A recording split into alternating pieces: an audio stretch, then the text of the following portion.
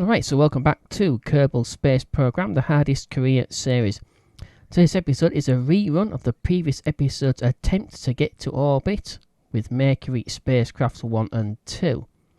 We're now going to be launching Mercury 3 from Pad A, and if that fails, we'll launch Mercury 4 from Pad B. Once again, Rayson is going to be piloting the spacecraft. It'll be his third attempt at getting to orbit by himself. That's the first solo mission he'll be flying. Okay, so we're going to head into the VAB very quickly and take a look at the new spacecraft. It is slightly modified. The booster is quite heavily modified compared to the previous 2 attempts. Okay, so here we are in the VAB. This is Mercury 4, but 3 is exactly the same. We've got the 2 radial decouplers on the command pod. We now have a nose cone with a decoupler underneath it, so that jettisons off. We have a docking port, just a junior for now. Further down, we also have more stores, a lot more stores. Got 201 propellant. And this also has a fuel cell. I think I mentioned that before in a previous episode. It's got a fuel cell built in, which runs on monoprop. We have the 2 larger SRBs with parachutes, so we get those back. The first stage also we might get back. We have the 4 motors as opposed to the single Merlin.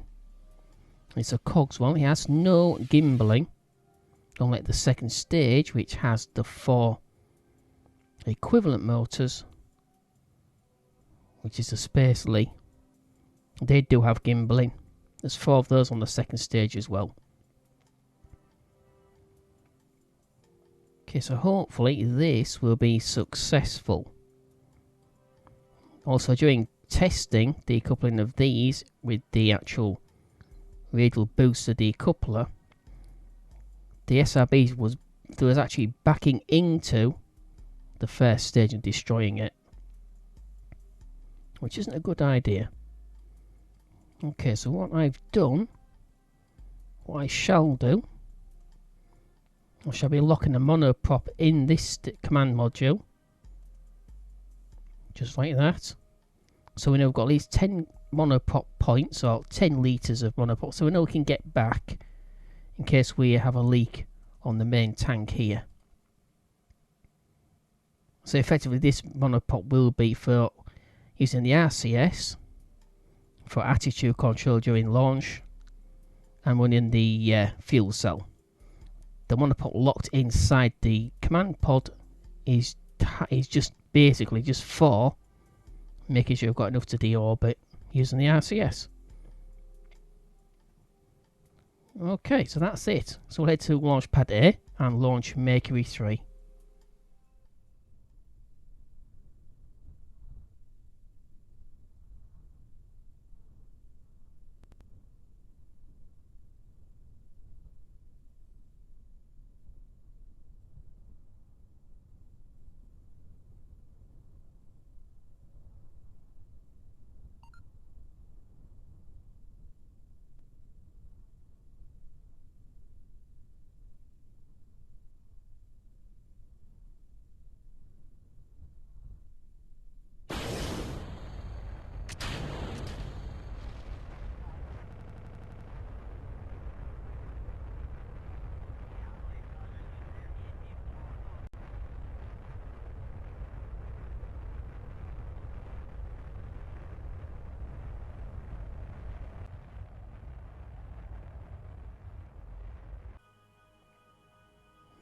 Okay, so just made it into orbit, so I need to take a look at the TWR on this second stage.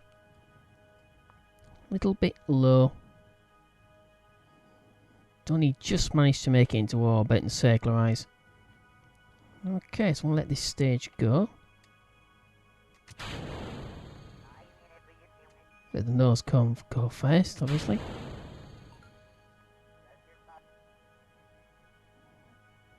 Going to switch all of these so they turn on by the throttle. Got some parts back, but not the first stage for some reason. Okay, maybe just a little bit too heavy for those parachutes.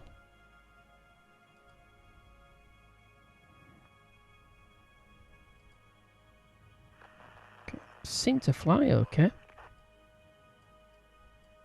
First stage was fine. Although we did get a leak of some description, which cut the Delta V down on the first stage. Not by a lot though. Maybe a couple hundred meters a second. Maybe that's why we're struggling to get into orbit with the second core stage. Okay. RCS is live. Yeah, that's fine. Okay, because in the VAB I have this monopop tank locked. And from 100 kilometers altitude, 10 litres worth of monopop should be plenty to get deorbit position. Let's bring the periapsis down inside the atmosphere. Okay, so we've got the docking port. We've got the camera built onto it. We've got radar.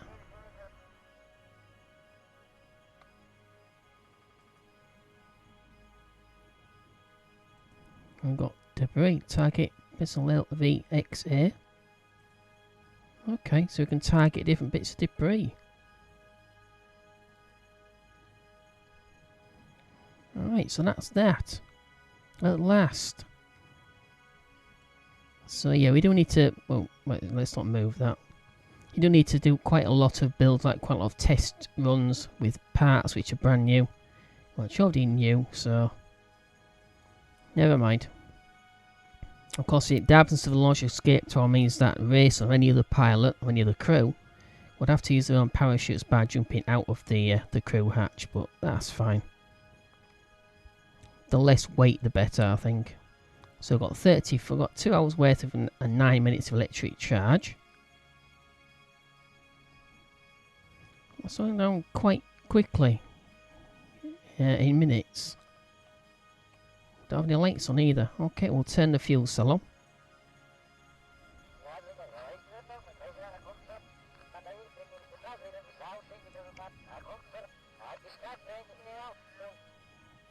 Okay, obviously the fuel cell only turns on when your electric charge reserve runs down to, I believe, about 50% or so. You can change it, you can reconfigure it. Okay, let's go with the SAS. So we've got 34 days worth of food and water, and 35 days of oxygen. Okay.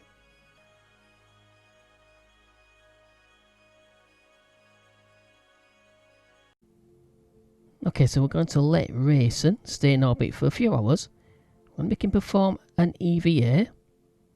for the first time. And then we'll get him back inside the spacecraft and then deorbit. So we'll leave him up here for about 3 hours.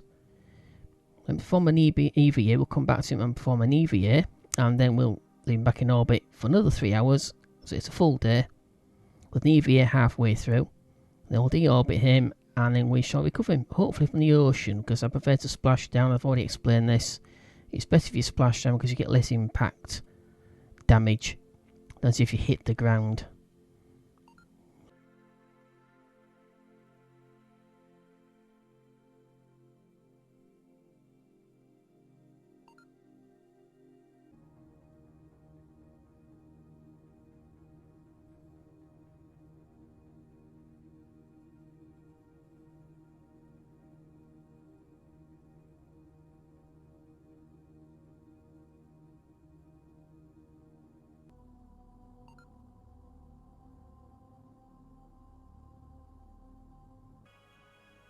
Okay, back with Rayson on Merkury 3. Let's look on to the daylight side so we're not struggling to see what we're doing. And then we shall perform the second EVA. And so Rayson will be the second Kerbal in history to do an EVA. In Kerbal orbit at least. While we're waiting for the sunlight to come up, We'll take a little look. So I had a bit of an emergency, as I thought it was, because I'd left the radar running. That does take up a lot of electric charge, so I found out. I thought there was something wrong with the actual monopropellant fuel cell, but there wasn't. You can see I've got full electric charge. We've used that with 210. Obviously 10 of it's locked away in the command pod. Even though it's actually used some... Wait a minute, what's going on there? That's strange, it's used some out the command pod. Okay, let's transfer some back in while we're waiting to come around to the daylight side.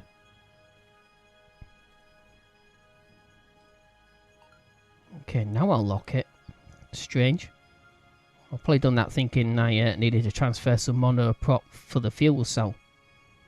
I was searching for the answer as to why I was using a electric charge faster than the monopropellant fuel cell was able to charge the batteries at. So, yeah, that was a bit strange. Okay, let's just check through. So I've used hardly any. 182 out of 200. Though I've used some of that, I will say at least conservative will say 5 points knocked off for the ascent, because it was just an RCS then, during the ascent phase.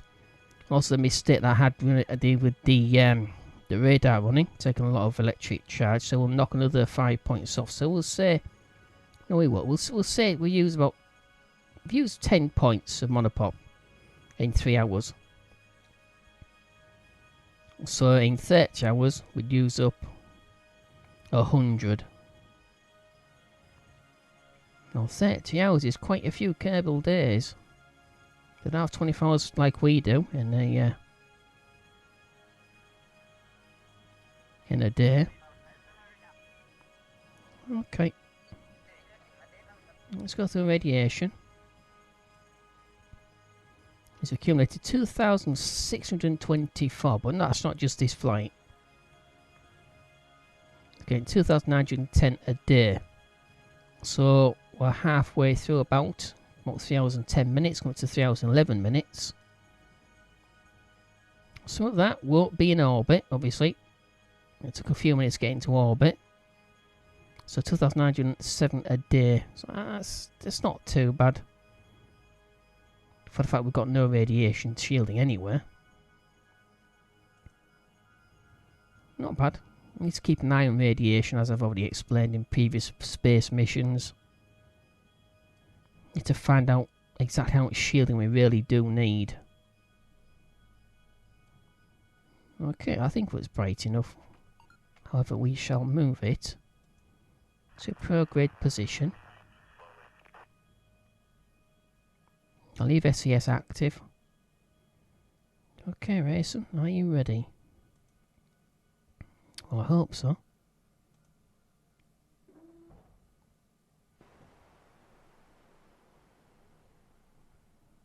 Okay, let's go.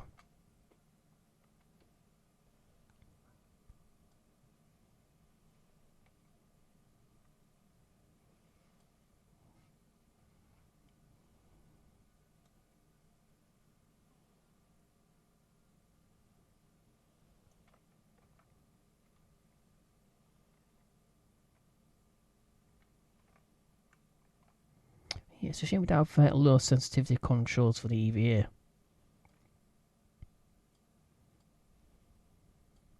Okay, lights on.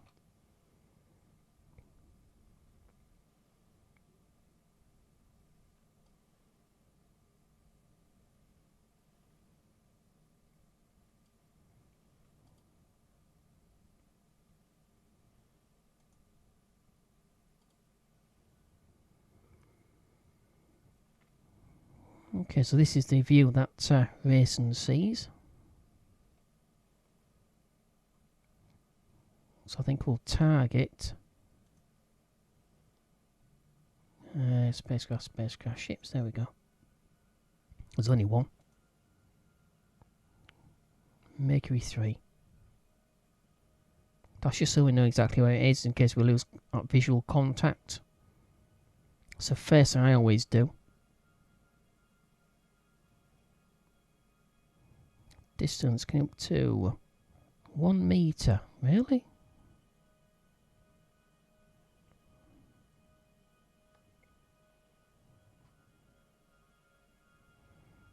$960. 10 meters. I'm going to say it's a bit too close for a meter. Okay, interesting as well. I want to find out exactly how much of this life support supplies, these life support supplies here, food, water and oxygen, we actually put back into the spacecraft. Because one thing I don't want to happen is that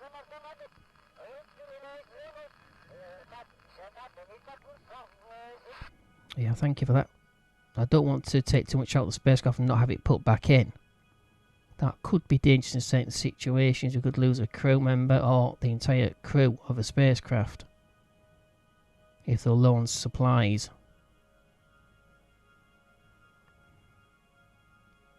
So we had about 35 hours. It should only take about 6 hours out. Let's just take a quick look. Slow right down. Where is it? There we go. I never actually did that. Yeah, so it's 3 minutes short of 6 hours of food, water, oxygen and electric charge. Actually, it's like 4 hours. Okay.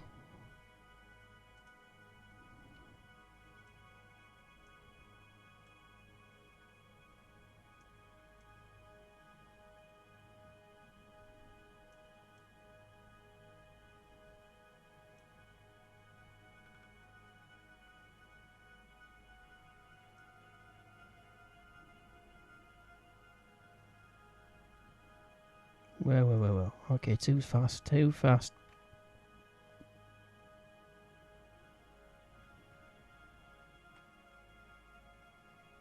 Where's the hatch gone? Oh, there it is. No, I don't want to rotate you. What are you doing, racing? There we go.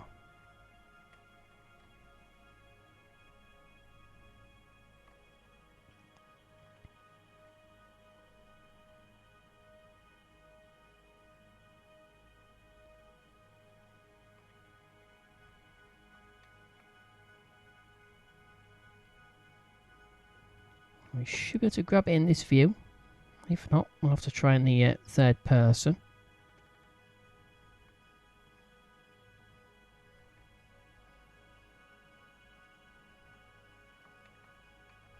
No. F for grab. Okay, there we go. So that's Rayson's first E.V.A. Yeah, I don't know why it does that. And for some reason, we are rotating off. Okay, E.V.A. report. Good. Reminded the myriad sailors who have been adrift in the ocean below. And here you are, the first one adrift in space. Well, actually, no, it's the second one, not the first one. That's the first one we actually remember to do a science report. Disable the camera. Okay.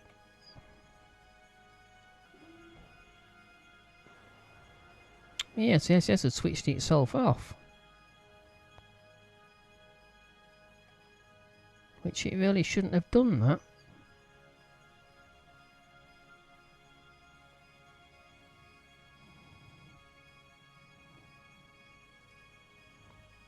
Yeah, so you accumulated quite a lot of radiation during that very brief spacewalk. Considerably higher than when in a capsule, even unshielded.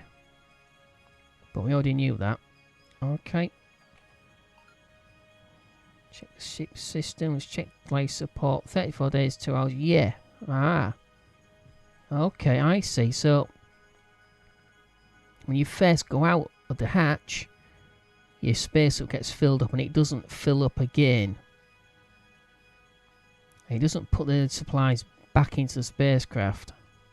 So it keeps the 6 hours food, water and oxygen and the 4 hours of electric charge. So you want to make sure you can actually charge your battery up pretty quick when you take 4 hours out.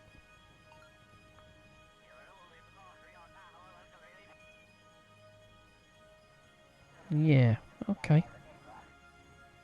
So I think it's going to be an issue. Okay, so I'll leave Rayson and for another 3 hours. So he finishes the complete day in orbit. They'll come back to him. I've got some things to do back down on Kerbal, back at the space center. I've got some aircraft to put together.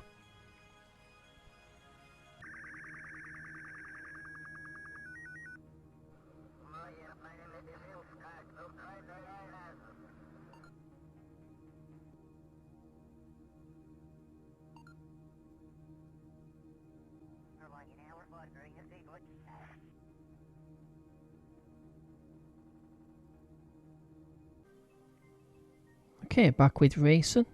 17 minutes, actually 18 minutes into the second day. Okay, so he's a full day in orbit. Just check radiation levels and then we'll prepare to deorbit. Oh yeah, okay, 4,309. I mean, it's very, very low in orbit as well. It's not a high orbit. Okay. Obviously, the health issue I've already explained before. In previous missions, that's down to the fact his microgravity is assigned. And I believe, yeah, it's connected, gives you 0.5. A bit of a bonus. Confinement factor is minus 7.5. So, yeah, because it's so cramped. That's fine. We can handle that. Alright, so that is the end of Mercury 3. So I'm going to let him deorbit. Go to retro.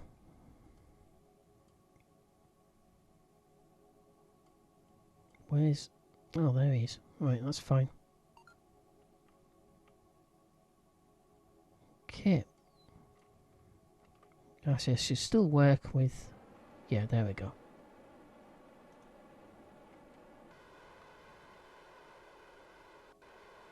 Not strictly the best place to bring it down, but I want to bring it down somewhere in the ocean. Not too far away. And also in daylight as well.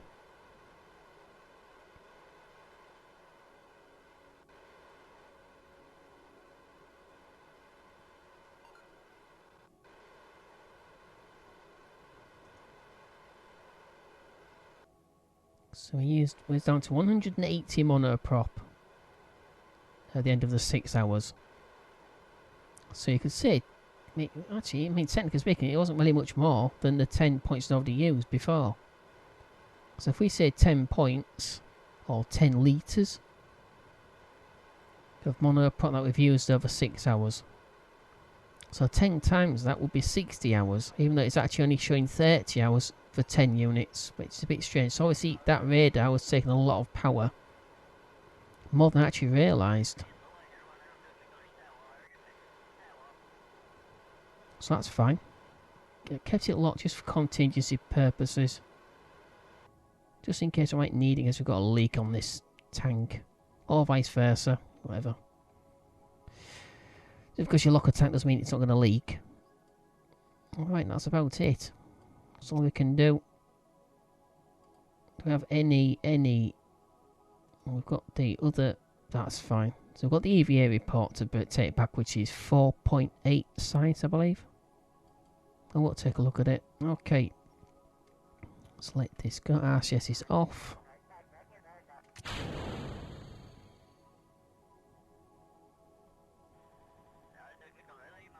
So I also noticed there was a problem with the centre of mass with the flight package on the nose there. It wasn't serving any purpose because there's no RCS on it. That's actually an upgraded version which we don't have access to right now. So it's just adding weight on the nose. So every time I was turning the SAS off, it was just turning head first, nose first into the atmosphere. Which you don't really want to do. Okay, we'll leave SES on anywhere. While we go through the atmosphere. Electric charge is 300, 298.